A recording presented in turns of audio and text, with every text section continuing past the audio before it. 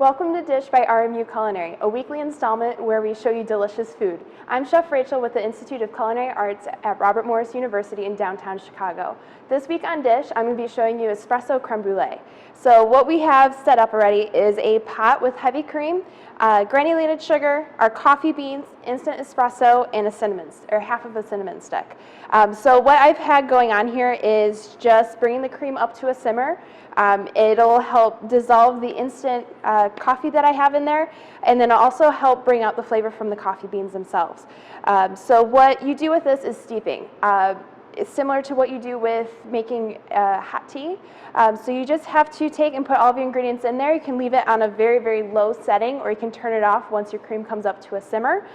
So mine's been sitting for about 15 minutes or so, which will give you enough flavor for what you're looking for. At this point, we're going to continue with this process. So this is a custard. We're going to make a baked custard. And what we have to do at this point, since our cream is hot, we're going to temper it in with our eggs. Tempering allows the eggs to come up to temperature without scrambling them. So the key is not to make scrambled eggs in your bowl. So I'm just going to stir all of our eggs together. And you can do this either with a ladle, or if you feel comfortable pouring straight out of the pot, you can do that as well. But you're just going to slowly pour in some of your cream mixture into your eggs, which will allow this to come up to almost the same temperature as the cream, and it won't scramble it. So you want to make sure that you're able to stir and add in your cream at the same time. And you only need about half of it in here. By the time you get about half, you will have enough heat in there to allow the eggs to come up to temperature. So now you're going to take this and add it all back into the pot. The only thing you don't want to add back in is if along the sides of your eggs didn't get mixed in all the way, you might have some chunks of the eggs around the edge of the bowl. You don't want to stir that back into the pot just because it adds a different texture to it. We are going to strain it at the end, but you just want to be very cautious with it. So if your cream was really, really warm and ready to go, it shouldn't take too long, but you're going to stir it in this pot until it comes to a nappe consistency, which is where it will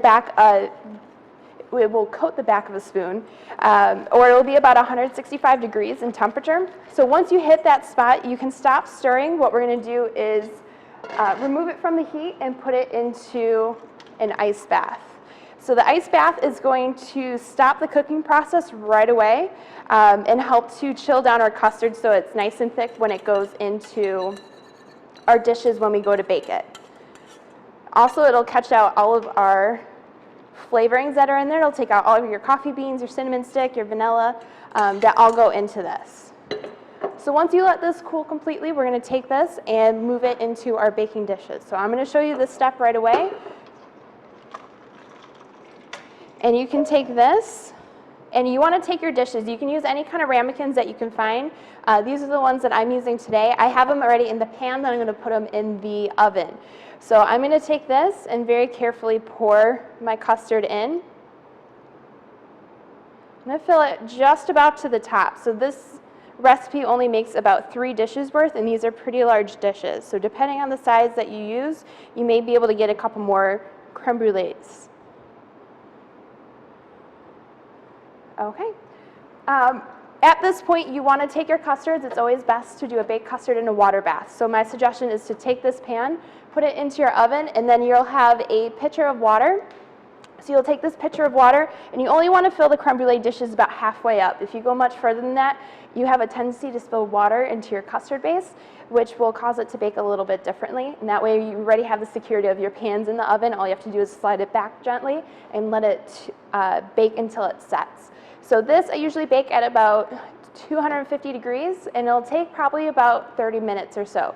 What's going to happen is it's going to go from this kind of more of a liquid state, and it'll set up as to what I compare to like Jell-O. So if you jiggle it a little bit, it'll move and it'll stop right away. So you're able to take it out. You don't want it to start boiling on top because it actually is cooking the custard if it looks like it's boiling in the dish itself. So you want to make sure once it's done baking, you take it out, you let it sit at room temperature until it drops, and then you'll refrigerate it, and we'll show you how to finish your creme brulee after that. All right, so now that our creme brulee has set, you can see it's nice and firm in the dish itself and chilled. At this point is when you want to do the bruleeing part, which is the fun part everyone likes. I have some sugar in the raw. You can also use granulated sugar on top. I'm going to sprinkle a pretty good coat on here to start because I can always take off any excess that's on here. But I'm just going to move it around so it's a nice layer across the entire dish. And add a little bit more. And you can always shake off any extra that you have. I just prefer sugar in the raw. I like the texture and I like how it caramelizes when I go to brulee the top. But it's really up to your decision what you're going to use to cover everything. All right, so you just want to make sure you get all the way to the edges, otherwise you start burning the custard itself. And then I have one of these blow torches that you can use. You can pick up at any of the hardware stores if you're doing this at home. So you want to turn it up all the way and reduce the heat just a little bit because otherwise you're going to scorch the entire top. And you're just going to gently go back and forth and begin to caramelize your creme brulee. You can keep turning and spinning it, and that way you get better angles. And you want to make sure that you don't stay in one spot for too long because you can get it where it will start to burn on top. So just be very cautious, kind of start to play around and feel for your torch that you have. And you just want to make sure all the sugar granule that we put on there is melted. And that way, when you go to serve it, the fun part is you get to crack the top of it. So that way you have that nice hard shell that goes on the very top. And that is all we need to do for our creme brulee. For recipes and information about our program, please visit robertmorris.edu/dish and subscribe to our YouTube channel.